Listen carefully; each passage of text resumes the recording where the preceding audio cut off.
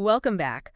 We're diving back into atomic habits today, Oh, yeah? specifically part 3, Okay. which focuses on that very first law of behavior change. Yeah. Make it obvious. I like it. And it's all about making those habits we want to form, Yeah. like bringing them into the spotlight, Yeah. making those cues that tell us to do those things stand out Right. so we can't miss them. Hmm. You know me, I'm always up for some science-backed strategies. Yeah. And what really struck me in this section was just Mhm. how much our environment shapes our behavior. For sure. Clear mentions this study about a hospital cafeteria, Okay. and it blew me away. Really? Yeah. What was it? So they rearranged the drinks, Okay. and nobody told anyone to drink less soda. Oh, interesting. But soda sales plummeted by over 11%, Wow. just because the water was more visible. Just like that. Just like that. Wow. And that's huge. Yeah, that's wild. It really shows you Mhm. how even subtle changes in our environment. Right. Can make a big difference in our choices. Oh, for sure. For sure. Yeah. It's crazy how much of this is happening, like, Yeah. without us even realizing But it. subconsciously. Yeah. Below the surface, our Yeah. brains are just like Yeah. picking up on these cues and Yeah. triggering these automatic responses. It's wild. How do we actually use this knowledge to Right. create those positive changes? Yeah. Clear talks about 2 really powerful techniques: Okay.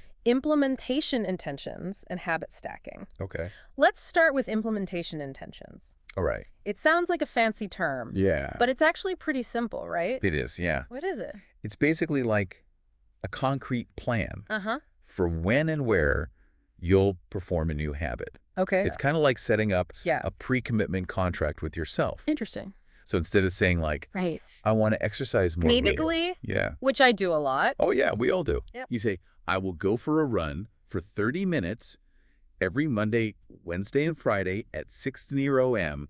in the park. You're getting so specific. You got to be specific. That's great. Yeah. It takes away the guesswork, Yeah. all the decision fatigue. Yeah. Like when the moment arrives, Uh-huh. you don't have to waste energy like Yeah. debating with You're yourself. arguing with yourself. Yeah, you've already made the decision. I love it. You're good to go. There's a study that Clear mentions Yeah. really highlights the power of this technique. Okay. 3 groups of people wanted to exercise more. All right. One group was simply told to track their exercise. Okay. Second group was given motivational information about the benefits of exercise. Gotcha. And the third group was asked to create that specific plan Oh, wow. that we just talked about. Okay. The date, the time, and location. So only one of the groups had to actually Yeah. come up with a plan. Yeah, just come up with a plan. Interesting. And the results were incredible. Okay, what happened? The group that made the plan Okay. had a 91% success rate.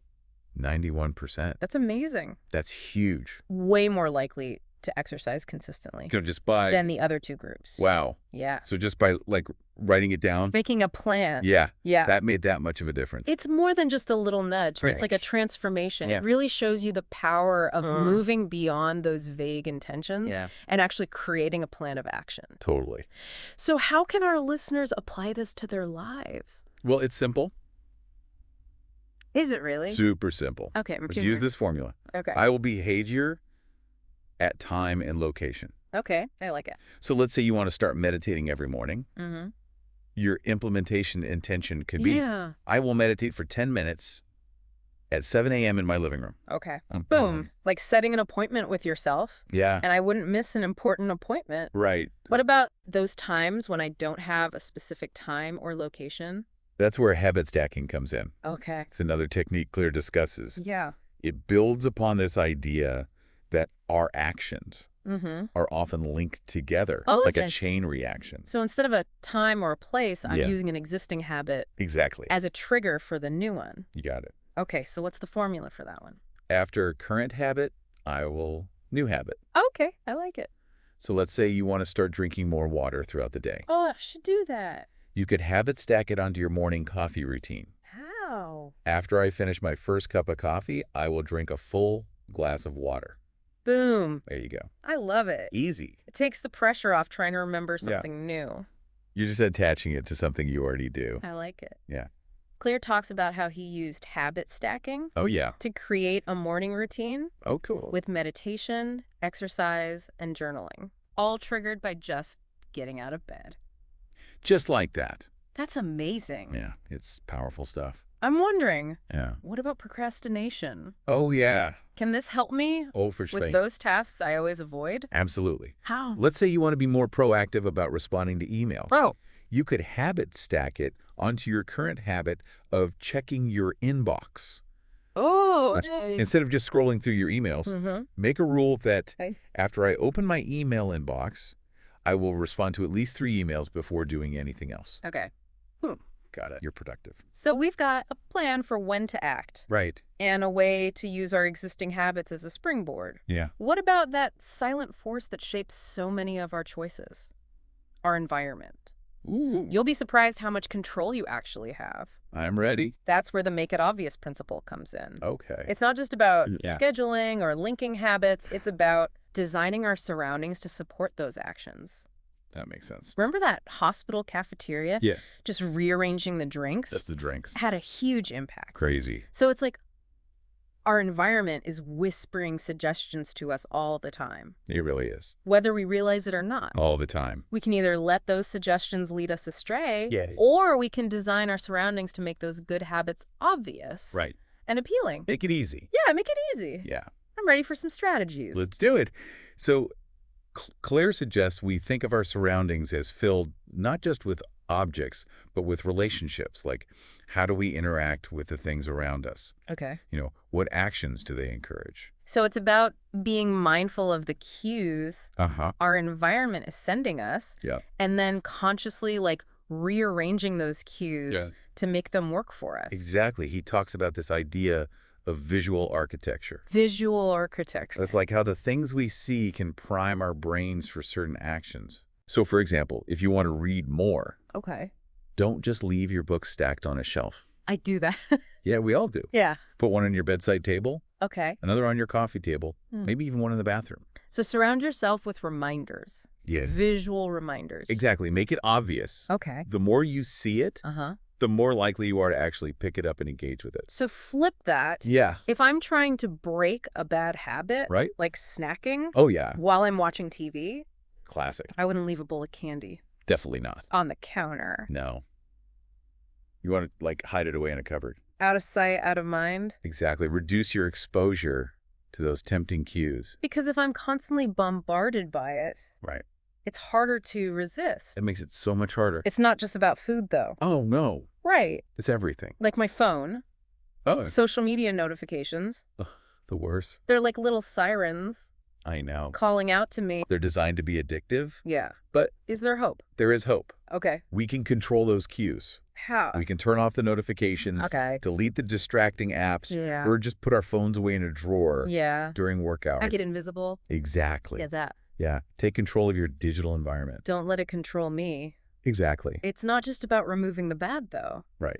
It's also about... It's about adding the good. Adding the good. Yeah. Give me an example. Okay, so Clear he talks about these homeowners in the Netherlands. Okay. Who unknowingly reduce their energy consumption. What? How? So their electricity meters were placed in the hallway. Okay. So they were constantly reminded of their energy use. Just by seeing it? Yeah, just seeing that meter throughout the day made them more mindful of their choices. Oh, so it's like having that visual feedback loop. Exactly. Okay. So think about how you can use visual cues in your own life. Okay. To reinforce your desired habits. Give me some examples. Like if you want to drink more water, keep a full water bottle on your desk. Okay. If you want to exercise more, lay out your workout clothes the night before. Okay. You want to eat healthier. Yeah. Have a bowl of fruit on the counter. Make it obvious. Exactly. So simple, but so powerful. I know, right? What about habits that don't have visual cues? Ooh, that's a good question. Like meditation or journaling? Yeah, so that's where environment design goes beyond just those visual cues. Okay. It's about creating dedicated spaces. For specific activities. So like a workspace or a meditation corner. Exactly. When each space has a clear purpose, it becomes so much easier to switch gears mentally. Okay. And get into that right mindset. So my bedroom is for sleep. Yes. My desk is for work. Yes. My kitchen table is for meals.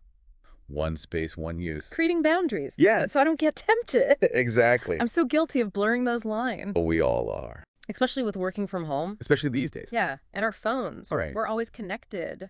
It's tough. But it still applies digitally. Oh, yeah. How? You can create separate user profiles on your computer. Oh. Use different browsers for work and leisure. Oh. Even have designated folders for different projects. So compartmentalize my digital life. Exactly. Don't let it all bleed together. One big messy blob. This is making me rethink my whole approach to productivity. You know, right?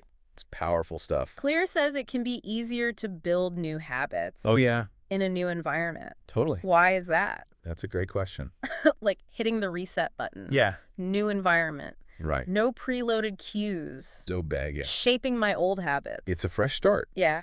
So when you're in a new place, you're more open to trying new things. Okay. Establishing new routines. Makes sense. Think about how much easier it is to stick to like a healthy eating plan on vacation. Oh, that's so true.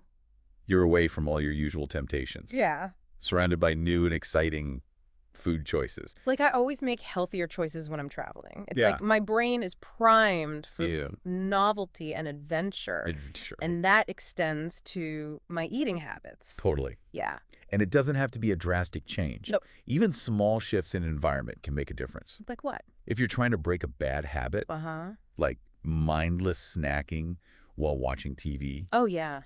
Try watching in a different room for a while. Okay. Or even just sitting in a different chair. Disrupt those old associations. Create new ones. Exactly. Trick my brain into thinking, this is a new situation. New situation. New behavior. And you can apply this to all sorts of habits. Oh, how? If you want to be more productive when you work from home, try setting up a dedicated workspace in a different part of your house. So no more working from the couch or the bed. Yeah. I see how that would help create that mental separation between work and play. It's about those clear boundaries and associations, both physically and mentally. Yeah. And the beauty is it doesn't require constant willpower. That's good. Or motivation. Yeah. You're setting up your environment to support your goals. Like my own little cheerleader. Exactly. This has been so eye-opening. I know, right? I'm already thinking about how I can redesign my environment. Yeah. Before we wrap up, what's the most important takeaway about Make It Obvious? I think the most important takeaway is that we have way more control over our habits than we realize. Okay. We often think of ourselves as slaves to our willpower. Yeah. But the truth is, our environment plays a huge role in shaping our choices and behaviors. So it's not about fighting against temptation. No. It's about setting up my surroundings. Exactly. To make those good habits easy. Make it easy. Make it obvious. We're not passive bystanders. No. We're the architects. We are the architects of our habits. I love that. It's powerful stuff. So listeners, we're leaving you with a challenge. Ooh. Learning, take a look around your environment. Right. One small change. One small change. Make it obvious. Make it obvious. Or make it invisible. Rearrange your desk. Have a book on your nightstand. Turn off those notifications. Yeah. Even the smallest step can make a difference. A big difference. Until next time. Yeah. Happy habit building. Happy habit building. Happy habit building.